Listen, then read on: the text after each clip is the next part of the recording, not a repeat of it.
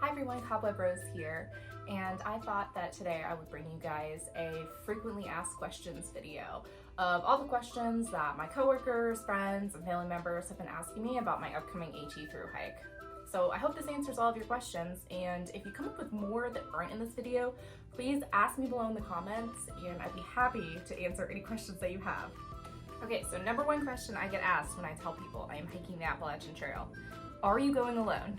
The answer is kind of. And the reason I say kind of is because my backpacking mentor, the guy who actually taught me everything I know about backpacking, is actually starting out the trail with me. So he'll be doing the first week on trail with me, and then I'm hoping that I meet a trail family, we call them tramlies, while I'm out there, and I'll have people to hike with.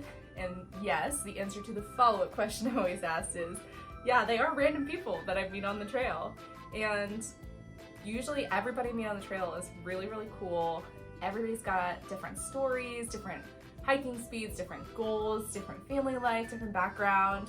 And it's really, really cool to get to know all kinds of different people while I'm out on trail.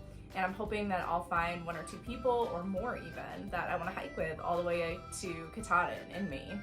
But you know, we'll see what the trail has in store.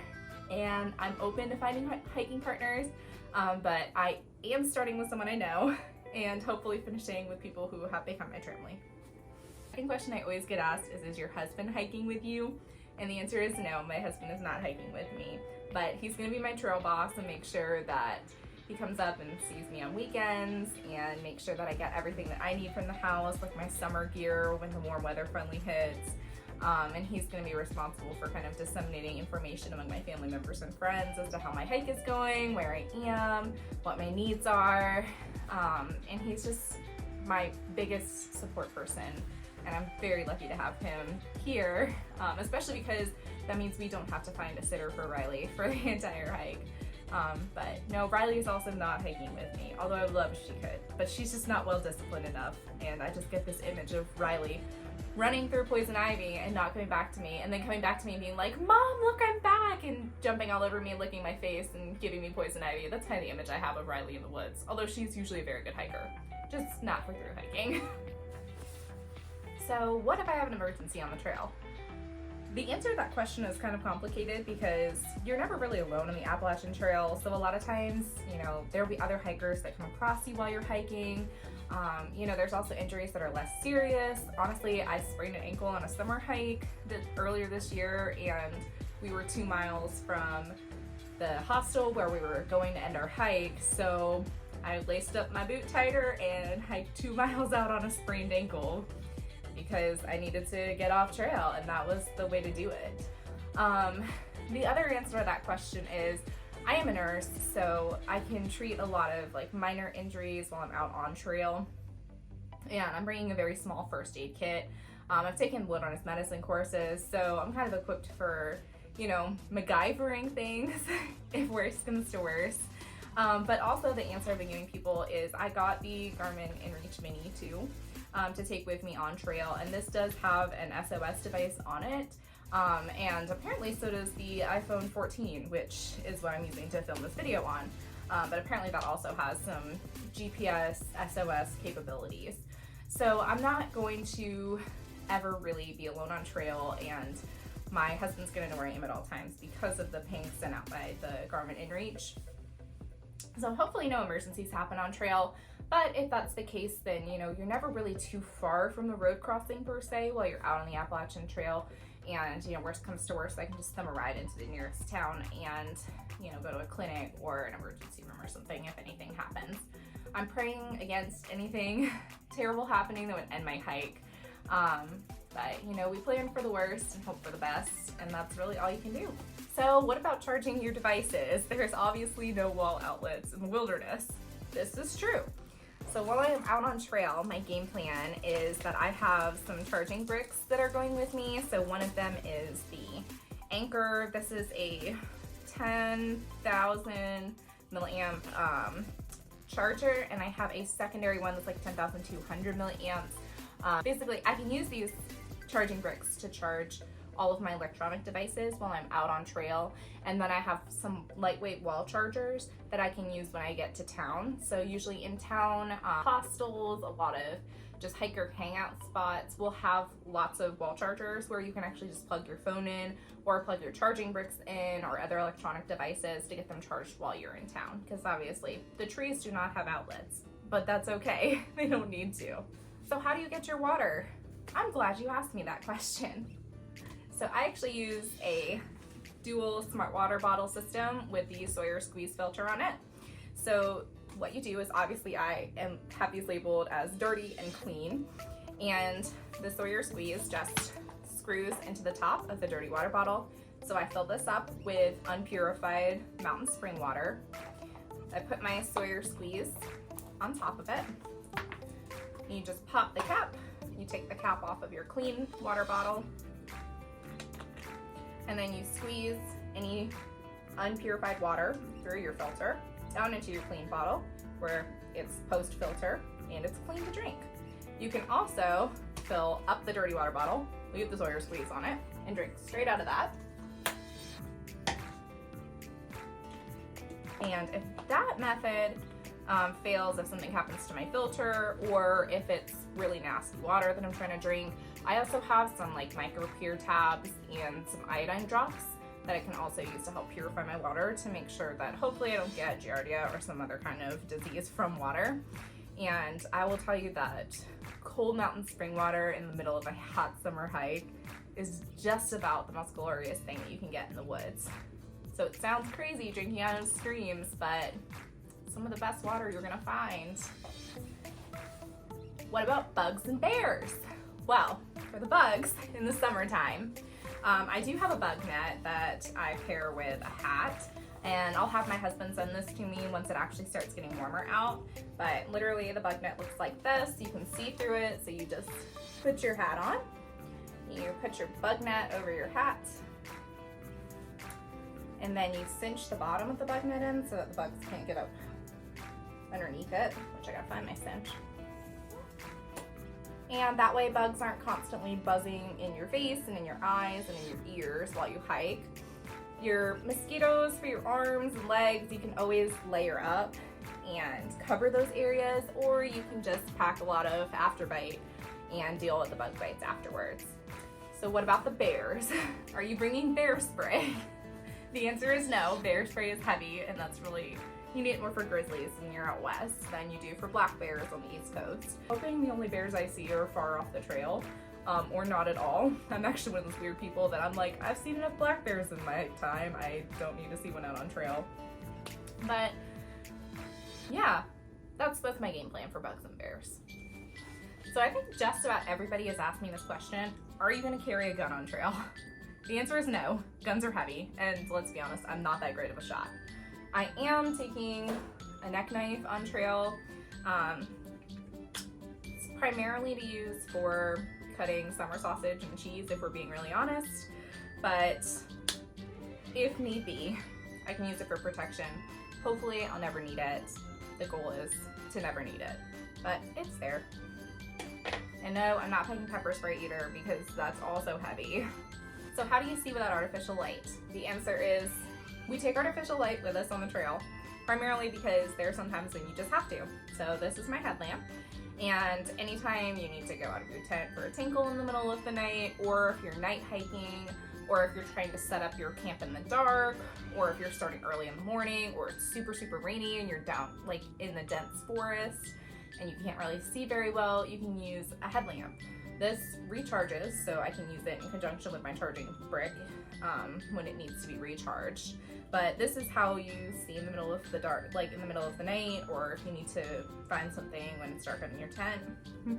But that's pretty much the only source of light that I'm bringing with me on the trail. And honestly, unless other people have a fire started at the shelter, I'm probably not going to be doing too much fire starting while I'm out on trail. So just embracing the darkness, going to bed with the sun, waking up with the sun, hopefully actually getting a circadian rhythm after all these years of working night shift and not having one. I'm really looking forward to that part. Another question I get asked a lot is, how do you know where you're going? How do you not get lost while you're out on the trail? Well, the best answer to this question is the Appalachian Trail is actually one of the best traveled and best marked trails that there is. And you can pretty much always tell which way the trail is going. And even if you can't, the AT is marked by all of these white blazes, which I actually just got this bumper sticker in the mail today and I'm really excited about it. But it's these like 2-inch blazes that are on every tree.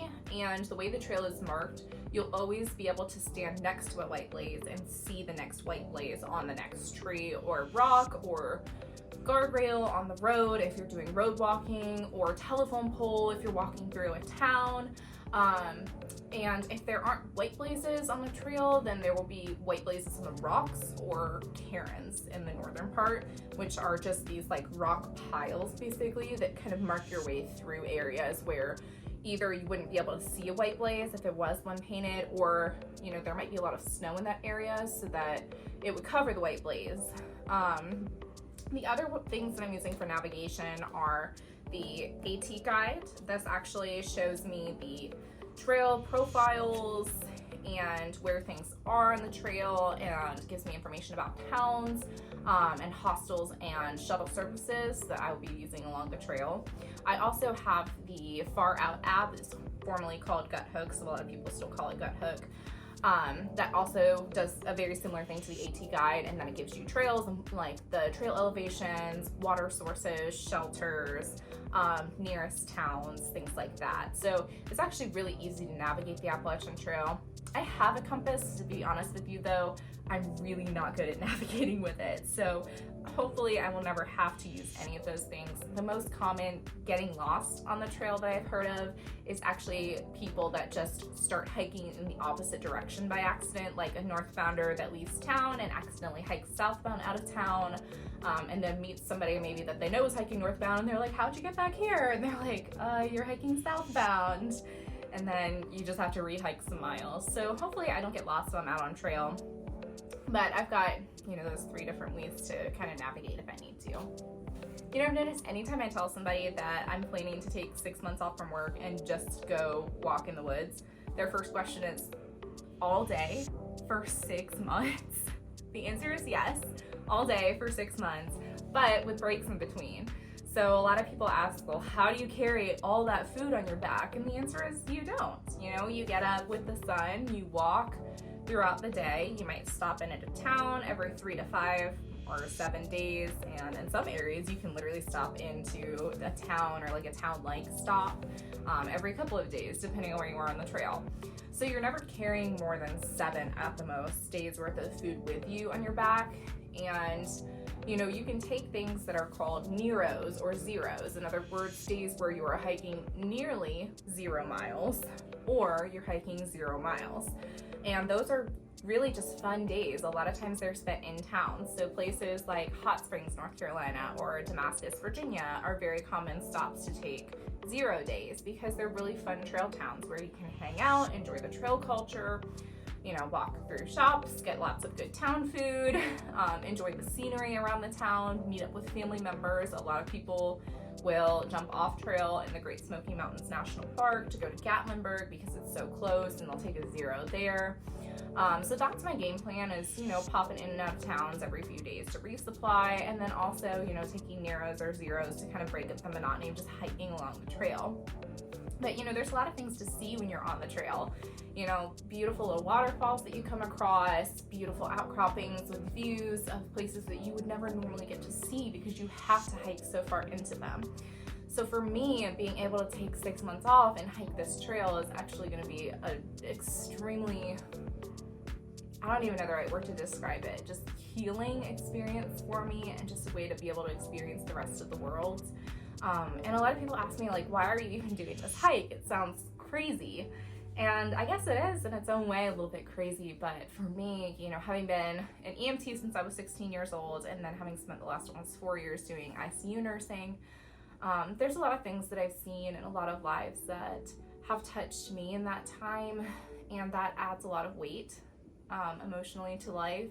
So for me, a lot of the big reason why I'm hiking this trail is that for me, the wilderness is cleansing.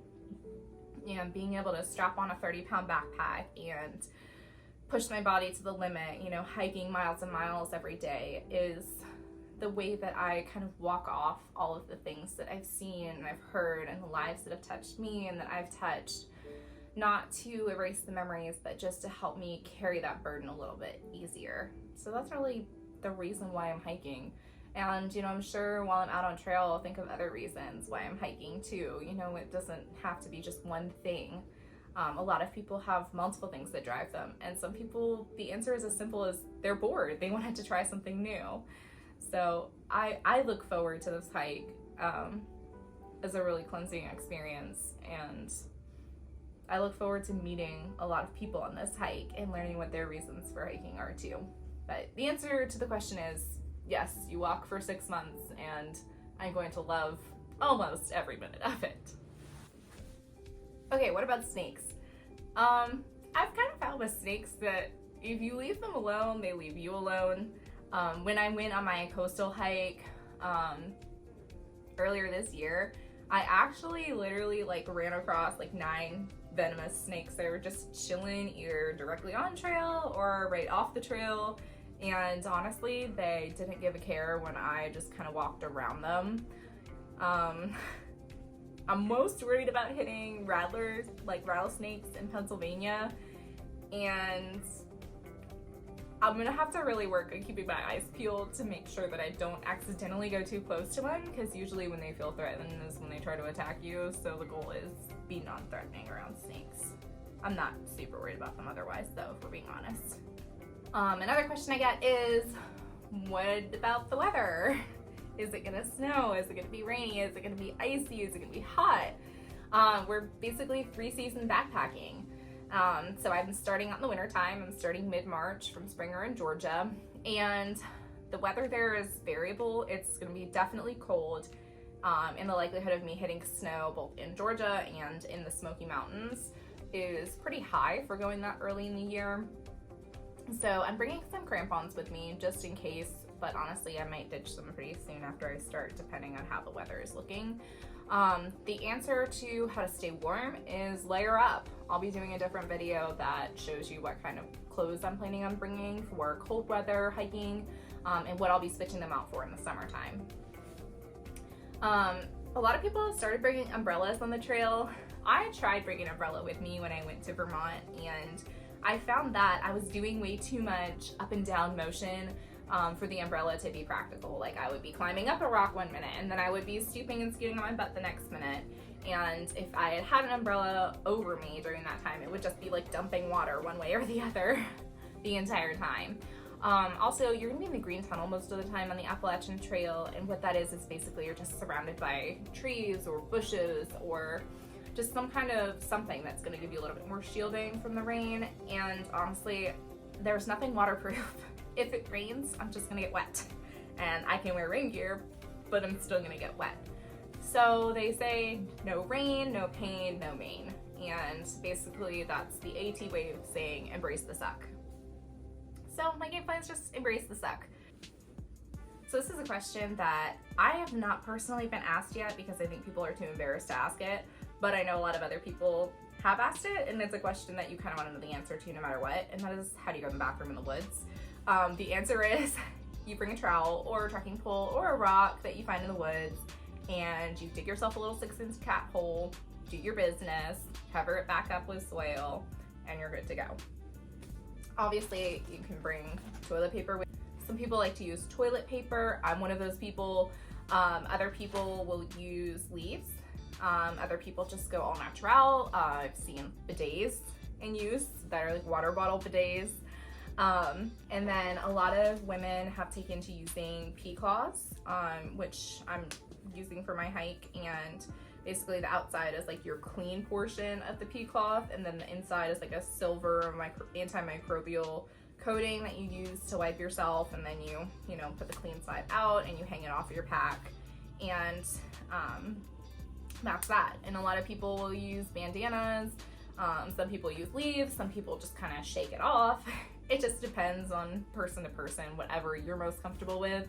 And a lot of shelters along the trail will have privies where you can do your business, but in those privies you have to make sure that it's a moldering privy if you want to go pee in it, and not a composting Privy, because if it's a composting Privy, that is for solid waste only. Do not put number 1 in there because it affects how the waste decomposes. If it's a moldering Privy, have at it.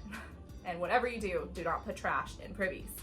That is friendly advice for all of the caretakers in this world who have to pick through the waste in the Privies and carry out any trash that ends up there, because trash is not biodegradable. So this is your friendly reminder. Please leave no trace. Pack out what you pack in. And if you're along the Appalachian Trail, dig your cat holes. You can leave your toilet paper in there. That is allowed on the Appalachian Trail. And if you're on other trails, check with the rules of the area to make sure that you're not burying something that's not going to degrade in the soil, or whatever sand, rocks, whatever climate that trail has. Another common question that I get is, what do you eat when you're out on trail, and how do you heat it? Do you eat canned goods? How do you heat food? Like, you can't bring frozen meals because there's no microwaves in the woods. And the answer is you bring a camp stove with you, and some kind of way to keep your food. So the way that I'm packing my food in is I'm using a bear canister. This is Stickers. I'm planning to make sure that Stickers gets fully clothed while I'm on the Appalachian Trail by getting bumper stickers in places that I stop in. A lot of people will tell you you do not need a bear canister along the Appalachian Trail, and that is true. This thing weighs 2.6 pounds on its own, so it is quite heavy. This is the Bear Vault BV 450, for those of you who are wondering. Actually, no, this is the BV 475. This will comfortably hold 5 to 7 days worth of food. I took this when I went to Vermont and did part of the long trail, and I had 5 days worth of food in Stickers, and I was able to keep my stove inside of Stickers as well. So this should do very well in the AT. It fits horizontally in my backpack, and even though this is a constant weight that I will always have with me, it's a good way to make sure that mice don't chew through your bear bag, and then I don't have to look for a branch to hang a bear bag from every night when I'm in camp. And let's be honest, I'm really, really bad at throwing my little bag of rocks over a tree branch, because I just am. So it's much more convenient for me to just be able to place this a couple 100 yards away from my camp, and then just go get it in the morning, and then I don't have to worry about finding a good spot for a bear hang. But what I keep in Stickers is I keep some food in Stickers. I actually have some stuff in here right now from previous hikes that I just never unpacked. Skippy peanut butter packs, my favorite trail snack other than dried mangoes. But I'll be keeping all of my food inside of Stickers. I have to keep all of your trash inside of Stickers as well, and then all of my, like, we call it our ditty sack. And that's basically just all of the little toiletries and things that you have in camp. So anything that has a scent has to be able to fit in your bear bag or your bear canister. A lot of people will bring bear bags on the trail. I actually started backpacking with a bear bag, and I'm definitely not opposed to continuing to use one. I've just decided that I'm gonna take Stickers on this hike. So that's how I'm carrying all of my food with me. After I resupply in town, a lot of the food will get unpacked, put in Ziploc bags, and then put back inside of Stickers again. So my camp stove set, obviously we had to filter all of our water. I told you about my Sawyer squeeze earlier. This is a little homemade koozie that I made for my camp set. So this is just to help keep the water warm and make sure I'm not using as much fuel.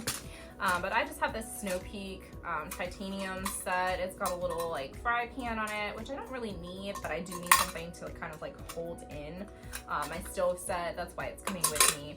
I'm using a Sea to Summit collapsible cup. This serves as a measuring cup. It has measures along the inside. It's also really lightweight, and it's where I'm going to be drinking my coffee every day, because let's be honest, I'm a night shifter. Coffee is life. But inside my pot, my cook pot, is my MSR Pocket Rocket. This is the deluxe version, so it is a little bigger and a little heavier than just the standard Pocket Rocket. It includes a self-starter, and then of course your regulation for your gas. Oops. But you literally just screw it on top of your fuel canister, and then you can open up your fuel regulator, start your spark, and then you've got fire to cook your food on. And then my pot just sits right on top of that. I use this pot just for boiling water. You do still have to use filtered water. You can boil it for 2 minutes before you use it, but that tends to use a lot more fuel. So pre-filtering my water will be helpful with making sure I can use the small fuel canister instead of the large one, because these things are heavy. I was actually surprised. I started out backpacking with an alcohol stove, and the whole alcohol stove setup is super, super light. So it was kind of a shock going to a pocket rocket and a fuel canister. But it boils water a lot faster, and it does it at altitude as well, which is really important. The last thing my cook set is a bandana, and that's literally just to dry out my pot after I've used it, and to get rid of any food particles that might be in there. So it's kind of like a backcountry sponge. And this will just get thrown in the laundry whenever I'm doing laundry in town during town stops. But that's how I'm going to rehydrate my food. I'm planning on doing a lot of freezer meals, like freezer bag meals, basically dehydrated stuff that you throw in like a freezer Ziploc bag and just add boiling water to it. They're super simple, they're very lightweight to carry, and usually they're made with pretty cheap ingredients, and all of those things are pretty key to backcountry cooking. Okay, so that's all the questions that I can think of that I've been asked a dozen or more times by different people. But like I said at the beginning of the video, if you guys have any questions for me that I didn't cover in this video, or things that you'd like to know, or questions about the questions that I answered, please comment below. Let me know, and I'll be happy to answer your comments. And if we need to do another video of frequently asked questions, I got you guys. But thank you for watching, and if you like my videos, please hit the subscribe button, and feel free to follow me on my journey through the AT next year.